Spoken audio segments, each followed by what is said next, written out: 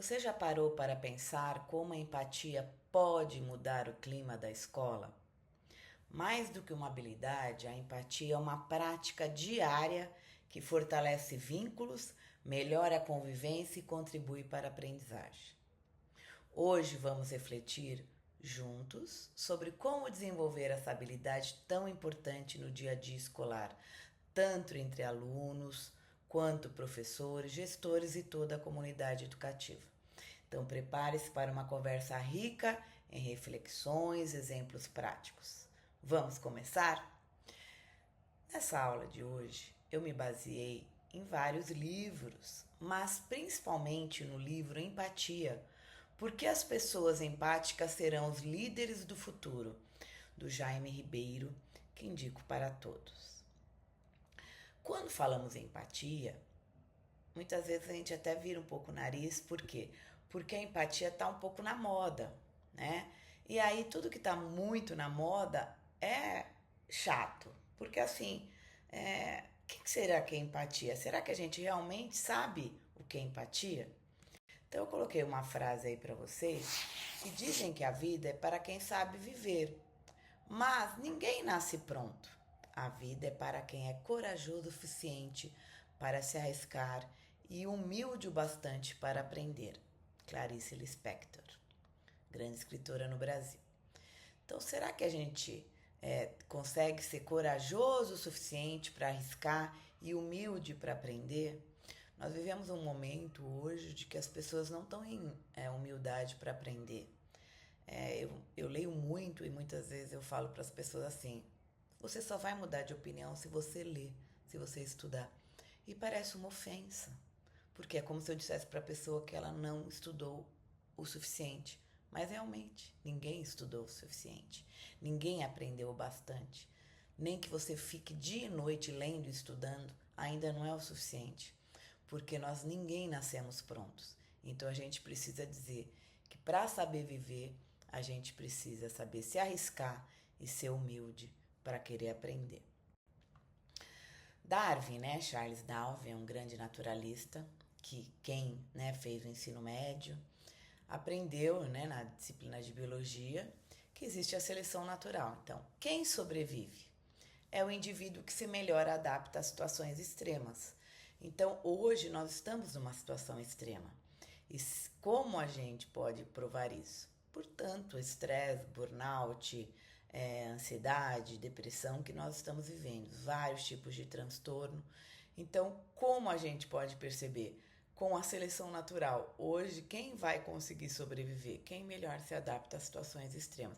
Então, o exemplo da girafa, né? Que o Darwin ela coloca que a girafa tinha um pescoço mais curto e ela foi ao longo do tempo vendo que o alimento que ela mais gostava, que era melhor para ela, não sou bióloga, né?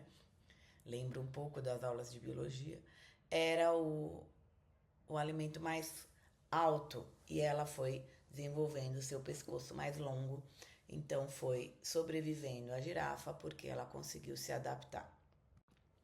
E todo mundo hoje, pouco ou muito, estão vivendo esse tipo de situação de estresse, de ansiedade. Então, existe todo um jogo das questões emocionais e mentais. Quando nós falamos, quebrei a perna, tive um infarto, estou sofrendo, ninguém questiona. Agora, quando falamos que estamos com ansiedade, depressão, pânico, as pessoas questionam. Existe uma frase do Robert Williams, né, aquele famoso ator que tirou a própria vida, por causa de depressão. Ele dizia isso. Ninguém diz que está depressivo. Só diz realmente quando a pessoa está no limite, até passando do limite. As pessoas dizem que está tudo bem. Então é muito comum as mães falarem das filhas que têm muitas questões socioemocionais, de que elas falam, não, mãe, tá tudo bem. Por quê? Porque você não quer que o outro fique todo tempo perguntando, você tá bem? Tá tudo bem? Tá tudo bem? E tem um livro também que eu indico para vocês, que é Tudo Bem Não Estar Bem. Porque as pessoas ficam te forçando a estar bem, sendo que maioria das pessoas estão vivendo sofrimentos. Então nós precisamos normalizar tudo bem não estar bem. Às vezes até desgastante quando a gente encontra as pessoas falar tudo bem. Eu sei que virou meio que uma forma de a gente se apresentar, né?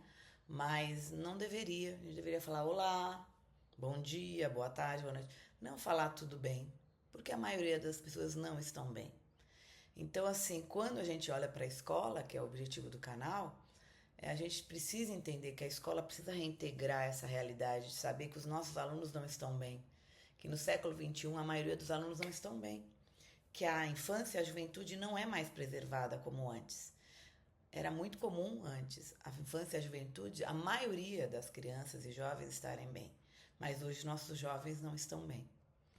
E aí, a Anita Bed, né, vou citando várias pessoas que estudam psicologia, que vão estudando educação, e daí se vocês quiserem se aprofundar, vocês pesquisem na internet.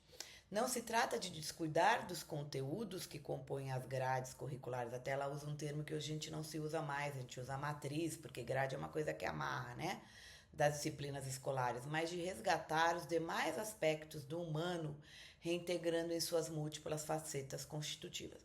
Eu resolvi fazer essa aula, né? Porque eu tinha dito que eu só ia fazer uma aula por mês e uma live.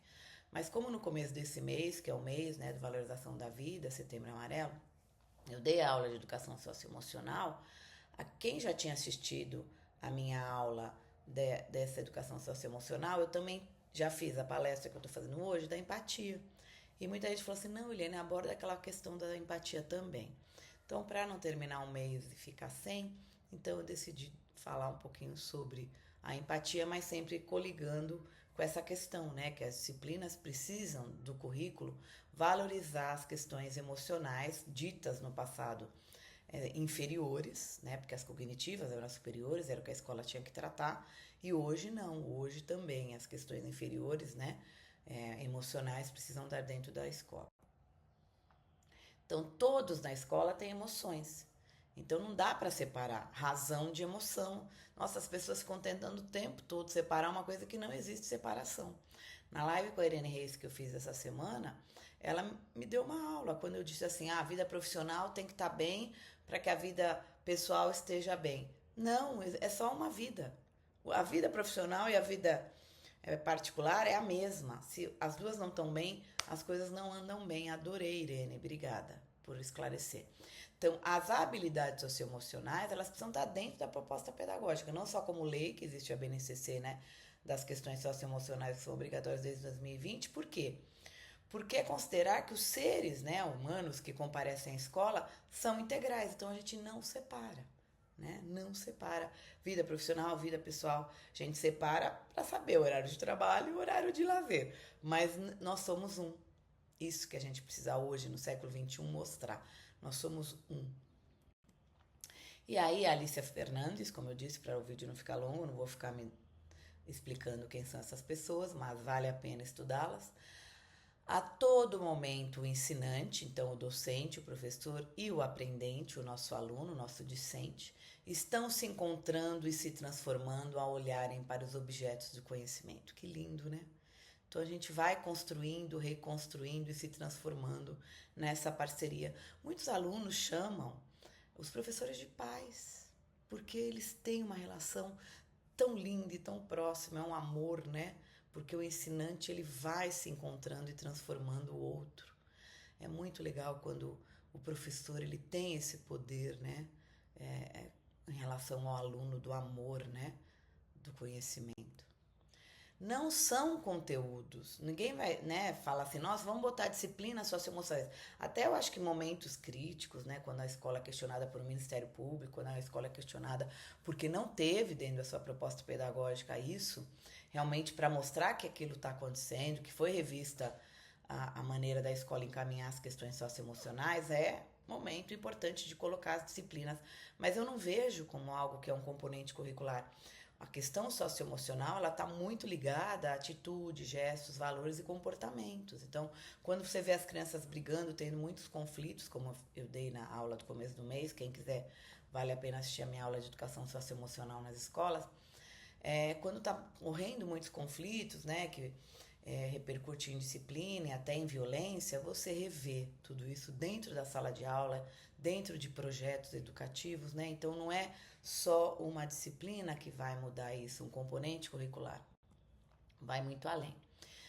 O cérebro, isso é uma questão, né? Quando nós fomos criados, e aí cada um sabe se foi do Big Bang, dessa grande explosão, foi do criacionismo, que foi Deus, um ser divino que fez, quando nós fomos criados, nós não fomos criados para sermos felizes.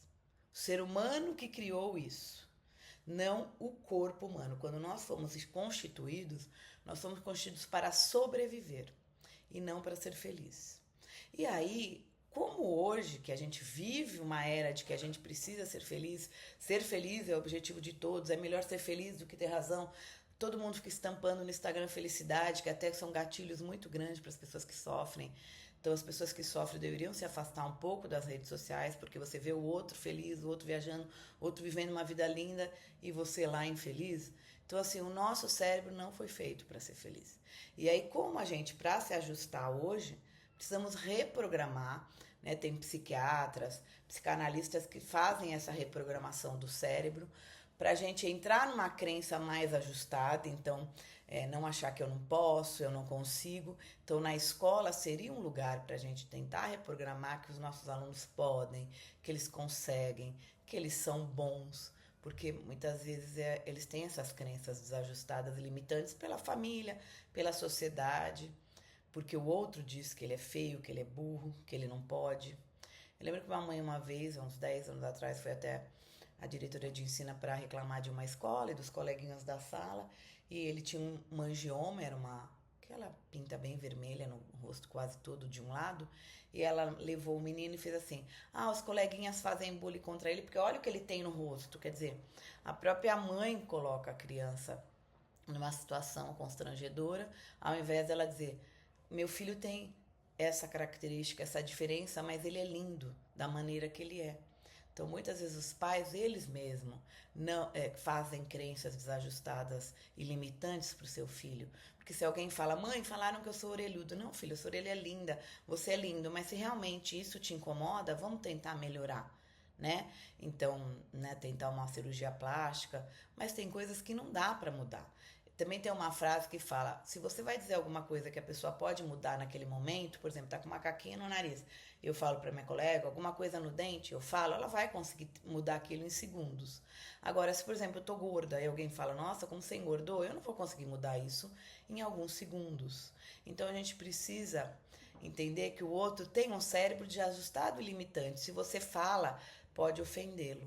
E a escola tem que ser o lugar de que se ajuste e que se amplie esse olhar e não se restrinja.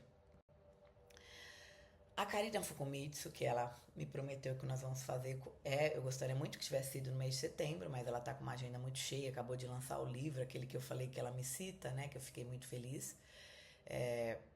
Esqueci o nome agora, pera um pouquinho. Se Tem Vida, Tem Jeito. Ela vem em janeiro, prometeu que a gente vai fazer uma live em janeiro. Ela fala: não podemos escolher viver a situação, mas podemos escolher como agir. Eu vivo hoje um momento muito triste na minha vida e principalmente atualmente meu pai internado há mais de 40 dias, sofrendo, muito sem perspectiva, e isso me deixa muito triste. Então assim, eu não posso escolher viver isso ou não, mas eu posso escolher como agir. Então eu tenho me inspirado para o meu canal, eu tenho buscado essa força nesse olhar aqui do outro, me apoiando, me acolhendo. E ela tem outra fase também: aceite o desafio, faça da sua existência seu melhor patrimônio. Então assim, nós sobrevivemos, mas nós deveríamos escolher viver, não sobreviver, né? Então esse livro que eu indico para todo mundo, Se Tem Vida, Tem Jeito, ela mostra que ela é uma sobrevivente, né? Porque é o nosso melhor patrimônio. Jean-Paul Sartre, nossa, eu vou falar aqui de dois filósofos antigos que, como eu disse, todo mundo tem que ler e estudar muito. Sou da área de história, então eu amo a filosofia. Então, Jean-Paul Sartre, ele fala: não importa o que fizeram com você. Eu não escolhi sofrer o bullying, eu não escolhi ser maltratada, eu não escolhi ser humilhada, eu não escolhi que ninguém goste de mim, que eu não tenha amigos de verdade, eu não escolhi. Mas o que importa é o que você faz com aquilo que fizeram com você. Então, eu hoje sonhei com uma colega que me fez uma coisa esses dias, não vou nem falar que senão eu vou chorar. Desculpa. Eu não escolhi, mas é o que eu vou fazer. Então, o que eu fiz? Eu acordei hoje, sábado, e vou gravar um vídeo de empatia. que daqui a pouco vocês vão descobrir o que é verdadeira empatia. Quem tem por que viver pode suportar quase qualquer como, né? Ontem o padre Gilberto, que é um psicólogo, ele me citou numa live de uma revista da PUC, e ele tem aqui também no meu canal uma live com ele, uma das mais assistidas, da logoterapia. E a logoterapia, ela fala, né, o Viktor Frankl, que é o da terceira linha vienense da psicologia, ele cita muito Nietzsche. E essa frase também é uma frase muito importante para nós. Quem tem por que viver pode suportar qualquer como. Eu sei que é muito romântico, eu falo para o padre Gilberto, é muito romântico Nietzsche, e o Viktor Frankl, mas a gente tem que encarar também uma parte boa e romântica da nossa vida para sobreviver. Então, quase qualquer como. E o Viktor Frankl, quem, né, livro Em Busca do Sentido da Vida, que é um livro muito bom, também já li, ele é um livro bem baratinho aí para quem quiser ler. Ele passou pela Auschwitz, né, lá pela campos de concentração da Segunda Guerra Mundial, perdeu vários familiares e ele conseguiu seguir. Então é muito interessante, porque ele usa essa frase do Nietzsche no livro dele e é bem real, porque ele viveu isso, né?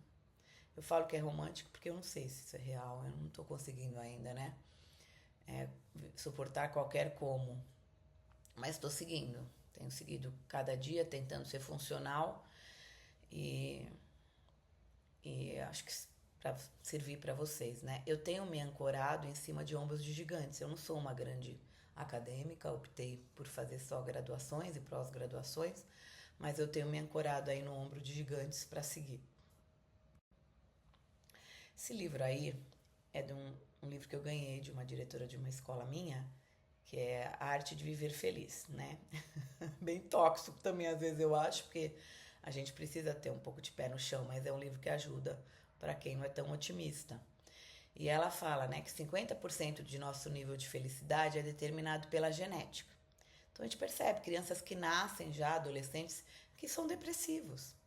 Então tem um fator genético, não tem como negar isso. Ou, para quem é espiritualista, que vem de outras vidas, né? Então eu vejo as pessoas falar, veio com uma missão, tinha já uma característica suicida. Ok, mas vamos dizer isso da genética, da espiritualidade, para quem queira falar, trocar a palavra genética por espiritualidade. Outra é 10% do nosso nível de felicidade é determinado pelas circunstâncias. Então eu tô aqui com circunstâncias de luto já desde o ano passado, agora com meu pai, que foi um pai muito presente, muito amoroso, então me sofre em poder perdê-lo. E olha isso, será que é verdade isso, gente? 40% para o papel de nossa postura, o que escolhemos fazer e pensar. Por que uma pessoa entra numa separação e não pensa em se matar e outra pensa? Por que uma pessoa está passando, né, um luto, pensa em se matar e ficar infeliz e outras não? Então, esse estudo, né, dessa autora, depois eu vou colocar embaixo do vídeo todas as sugestões dos livros, tá bom, gente? Porque na hora que dá a live a gente esquece, né? Ainda mais que eu tô na época da perimenopausa, fica meio como uma névoa mental e eu não lembro exatamente dos nomes dos autores, tá? Eu lembro muito do nome dos livros. E aí é isso, ela fala que 40% é a nossa escolha. Então, assim, se a gente acredita nisso, a gente pode lutar contra isso. Não que a gente realmente consiga, muitas vezes, deixar de ficar triste e amargurado. Mas é pensar que a gente pode escolher. Então, isso te dá um conforto de que fala, eu não estou bem ainda, mas eu vou estar. E aí vamos entrar no tema da nossa aula. Eu sei que quase foram 20 minutos de introdução, mas é porque se eu entrasse logo na empatia, eu ia entrar no lugar comum, de que a maioria das pessoas falam e ninguém se convence, né, que a empatia realmente é a melhor opção, né? Então, recentemente, cientistas apontaram a queda da empatia nos jovens de hoje, olha que pena, quando comparado com as gerações anteriores. Mas será que tudo está perdido? Então, assim, se eu digo que a felicidade plena não existe, né? Que é impossível eliminar o sofrimento da nossa vida, que ele faz parte da nossa existência, né? Então, que algumas experiências são inevitáveis, por exemplo, o luto. Eu vivi um luto normal há muitos anos, né? Das pessoas mais velhas irem morrendo. E aí, quando você perde pessoas da sua convivência diária, você pensa que isso não é uma experiência que você deveria viver, mas infelizmente, inevitavelmente é. E aí, como a gente não pode evitar isso, como a gente vai nos permitir sentir isso, né? E buscar maneiras de viver isso, né? Então, assim, muita gente vende a ideia que o sofrimento é opcional e que não é verdade, né? A gente, você precisa ter força de vontade, você tem que lutar contra isso, tal. E é um mito falar que emoções negativas são sinais de fraqueza. Por isso que eu comecei dizendo do livro que eu amo, que às vezes até penso de fazer uma aula só sobre esse livro, né? Tudo bem não estar bem. Então, assim, nós precisamos reconhecer a nossa vulnerabilidade, abrir espaço para crescer e aprender e aí encontrar formas de lidar com isso. Então, o que eu estou querendo falar nessa aula não é eliminar a emoção negativa dos nossos alunos da nossa vida. Não é um sinal de fraqueza sentir que você não está bem, mas é buscar formas de lidar com isso. E aí, ninguém aprende a ser empático olhando numa tela de celular ou num tablet, né? Buscando na internet. Isso é uma habilidade que você vai desenvolver no contato, no cara a cara, no olho no olho. Então, se eu coloco isso desde cedo dentro da minha escola, desde a educação infantil, nós vamos ser seres humanos melhores. Então, isso faltou muito hoje em dia dentro das escolas. Nós somos uma geração que ficamos só valorizando a questão cognitiva, da aprendizagem propedêutica, né? Intelectual, conteudista, e esquecemos das questões socioemocionais não cognitivas, né? E aí a empatia, o que ela é? Nada mais do que a capacidade de ver o mundo através dos olhos do outro. Eu não vou conseguir ter empatia se eu achar que eu vou olhar pelo meu olhar. Então, assim, cada um sente de uma forma diferente. Eu tenho a minha história de vida, né? E cada um tem a sua história de vida. Então, assim, eu tenho que tentar olhar pelo olho do outro, entendendo e dividindo os sentimentos da outra pessoa. Então, assim, a gente vai escutar, compreender, sensibilizar com a dor do outro, mas não é verdade. A empatia não é se colocar no lugar do outro. Quando você vê essa definição, você já saiba que é a definição do senso comum, a errada do que empatia, tá? Porque por mais que eu tenha passado pela mesma situação, então, uma pessoa que tá perdendo o pai, que o pai tá para morrer, ou o pai tá desenganado, o pai tá no hospital. Eu vi uma amiga que falou para mim, minha mãe ficou 8 meses no hospital. Então, assim, não ajuda a falar assim, eu passei pela mesma situação. Não, porque cada um sente de uma forma diferente. Cada um tem o olhar da vida diferente. Já que no começo da aula eu falei do Jaime Ribeiro, que eu me baseei muito no livro dele, teria que vir uma frase dele, né? A empatia é a única habilidade humana capaz de ligar os homens pelos corações, promovendo a gentileza e a tolerância. A palavra tolerância, ela foi eliminada muito do nosso vocabulário, que parece chato, eu tenho que tolerar o outro. E é uma palavra positiva, porque a gente tem que tolerar mesmo. Eu agora, nessa perimenopausa, eu tô muito irritadiça. E eu tenho errado em alguns momentos, né, de não estar com uma tolerância muito grande no trânsito, na convivência. E aí eu respiro fundo e falo, peraí, preciso aumentar meu nível de tolerância. Então é isso mesmo, a palavra que se quer é buscar tolerância e gentileza, né? Então falar para o outro, eu já passei por isso, ficou tudo bem, se eu conseguir, você vai conseguir, não ajuda. Então essas palavras têm que ser evitadas, tá? Então assim, não é porque você passou que o outro vai ter que passar e superar e lidar com a adversidade da mesma forma que você. Tá? Então, assim, você está mal com isso? Mas tanta gente está passando essa mesma coisa ou coisa pior. Então, assim, não cabe julgar o sofrimento do outro, tá? Isso é pior ou menos pior. Toda dor é uma dor. Uma amiga perdeu um marido muito jovem e falou assim: nossa, já na época do velório falava assim: você vai arrumar outra. A gente é muito comum falar isso. Você vai ter outra pessoa, você tem uma vida pela frente, né? Então, assim, precisamos acolher o outro, com respeito, ouvir o outro, sem ficar falando até muito. O que o outro te diz que, na verdade, vale mais. Não o que você tem para falar, você não precisa ter frases prontas. Eu tenho pensado sempre assim, quando alguém morre, né, que a pessoa está sofrendo muito, eu falo assim, nenhuma palavra vai poder te ajudar nesse momento. Nada que eu possa dizer vai te ajudar, o que eu tô aqui é para te acolher. Então, assim, esse é o grande desafio, né? Olhar o mundo sob a referência do outro, né? Então, assim, tenta ver o lado bom, tudo isso aconteceu, pelo menos serviu para você aprender. Não, para de romantizar o sofrimento. Eu realmente é o que eu mais odeio quando falam pra mim, ai, vejo que você tá aprendendo com isso. Eu não tô aprendendo nada, eu tô sofrendo, entendeu? Eu não queria nem passar por isso. Então, assim, essa situação ruim é ruim. Às vezes não é lado bom. Não dá pra ser grato e positivo com tudo, gente. Por favor, repensem isso que vocês estão fazendo com o mundo. Não dá, a gente tem que ter crítica, tá? Outra coisa, o meu comportamento de acolher, de tolerar, ele pode mudar toda essa dinâmica social. Então, assim, se alguém conseguisse ter esse olhar para mim e falar, você está sofrendo, você está realmente é importante realmente seu sofrimento, tudo mudaria. Então ele vai ser um antídoto contra o que a gente tem hoje na sociedade, que é racismo, que é discriminação, que é preconceito, que é bullying, que é juízo de valor, que é julgamentos. Nossa, muita gente te julga, né? Ou porque você engorda. Eu mesmo, aconteceu isso, engordei 10 quilos com todo esse esgotamento, né? Porque a gente acaba tendo os gatilhos. Uma pessoa que emagrece demais que não come, né? Ou desenvolve toques. É muito difícil viver. Viver é muito difícil, né? A Vida Perfeita Não Existe, um livro da Diana Garbin, que é um livro muito bom também. Vou citar, eu vou ter esse trabalhinho, tá? Depois de gravar o vídeo. Vou demorar um pouquinho para postar, porque eu vou colocar essa listinha de livros aí para vocês. Leiam, gente, leiam. Ler é pra mim. Tem gente que quer escrever. A doutora Karina, no livro dela, Se Tem Vida, Tem Jeito, ela fala que para ela escrever. Pra mim é ler. Ler é o melhor remédio. E aí, doutor Jaime Ribeiro, desculpa, doutor, não lembro agora se ele é psicólogo, desculpa, Jaime.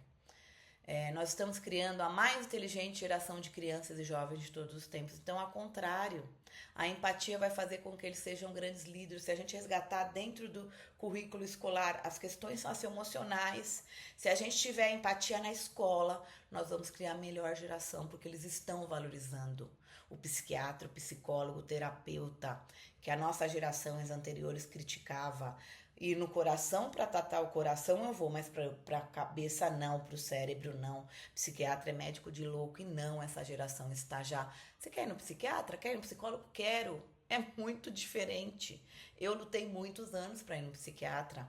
E tem idosos que morrem e não querem psiquiatra. Então, assim, por outro lado, as crianças de hoje também se apresentam como egocêntricas e ansiosas. Mas nós vamos resgatar com esse currículo socioemocional. Vamos acreditar nesse poder que a escola tem. Paulo Freire já dizia, a escola não pode tudo, mas ela pode alguma coisa. Então, assim, os ciclos vão se repetindo. Então, assim, os velhos criticam os jovens. Eu lembro que quando eu lia muito criança, falava, nossa, essa menina vai ficar louca, lê demais. Então, assim, hoje, essas crianças e jovens ficam muito no computador, celular. Então, o que a gente precisa? Inspirar os mais velhos, precisam inspirar os mais jovens. Então, eu como pai também tenho que sair do computador, do tablet, do celular. Eu preciso ler. Então se ensina pelo exemplo, não pelo grito. Se ensina pelo amor. Quando a gente fica mais velho, a gente vai encontrar a mesma dificuldade de entender os mais novos. Eu vejo jovens, quando eu tinha 20 e poucos anos, que eu falo, ai, como ela é chata, né? Porque a gente é chato quando é jovem, porque a gente tem aquele entusiasmo, a gente tem a vida toda pela frente. Aí a gente, quando tá agora chegando na meia-idade, já cheguei, a gente fica chato. Então, assim, a gente precisa pegar o que é de bom do jovem e o que é bom do velho e juntar do idoso, né? Ficamos mais velhos. E aí o Jaime Ribeiro fala, ninguém precisa gritar com ninguém, empatia tem ouvidos excelentes. A gente também, quando tá na discussão, a gente quer elevar a voz para se impor. E a empatia tem ouvidos excelentes, ninguém precisa gritar com o outro para ter razão. E aí, a tecnologia não é algo ruim, se bem usada, se bem administrada, com controle, porque eu, adulto, eu sei quanto eu posso ficar no celular, na internet. Já o jovem não, eu tenho que restringir, né? Como eu já falei aqui nas minhas lives, que eu já participei, eu sou totalmente a favor do controle do uso do celular e da internet. Então eu defendo muito o livro, né, do Jonathan Wright, né, que é a Geração Ansiosa, porque ele coloca regras e limites. Vou citar ele aqui também para vocês. Então, Jaime Ribeiro, como eu disse que eu me inspirei muito para essa aula, a tecnologia nos transformará em seres humanos melhores, mais equipados e com um nível de informação jamais imaginado. Então, assim, o pessoal critica hoje muito, né, a internet, chat GPT, nós precisamos aprender a usar e a lidar com o jovem. Então, restringe, mas, claro, dependendo da idade, ele vai usando, porque é uma ferramenta importante. Nós não podemos negar a tecnologia, porque aí nos torna ignorante, achando que nossos alunos vão estudar e pesquisar sem o uso da inteligência artificial. A gente precisa pedir para que eles façam inferências, darem opiniões, que isso só o ser humano que pode fazer. Os que falam, né? Os professores não vão ser substituídos, porque a empatia, se a empatia está dentro da escola, ninguém vai conseguir. Os computadores não têm empatia, por mais que se tente, né? Não tem como. Essa imagem é o que eu mais amo, né? Para exemplificar a educação socioemocional dentro das escolas. O nosso papel agora é criar um ambiente escolar favorável para que esses agentes de mudança, então esses alunos, ampliem esse olhar sobre a educação. Educação cognitiva com a não cognitiva, então dos conteúdos propedêuticos com os assuntos socioemocionais se juntando, tá? Sobre educação. E aí, para terminar, eu queria falar para vocês que os educadores, antes de serem especialistas em ferramentas do saber, deveriam ser especialistas em amor e intérprete de sonhos. Foi o que eu disse na outra aula, né, socioemocional, que quem tem que estar na educação hoje, quem gosta de gente, quem gosta de pessoas, não só da educação propedêutica intelectual. Antes, né, quando eu fiz história, eu gostava de história. E aí depois eu fiz a licenciatura porque eu queria dar aula. Não, hoje precisa ser quem gosta de gente, ok? Para dar aula. Porque Rubem Alves foi esse grande exemplo para nós de um educador que gostava de gente. E aí chegamos ao fim dessa aula.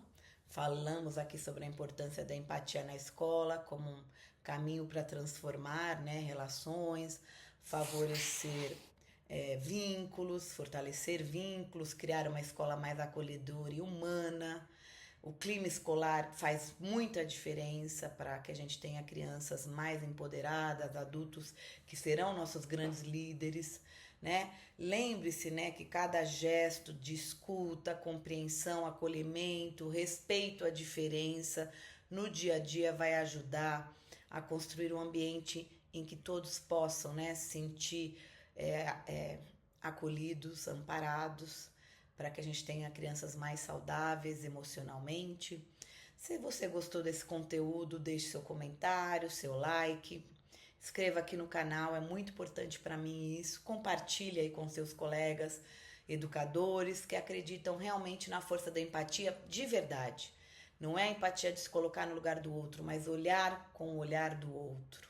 Então, muito obrigada pela sua presença até aqui e até a próxima aula. Tchau, gente!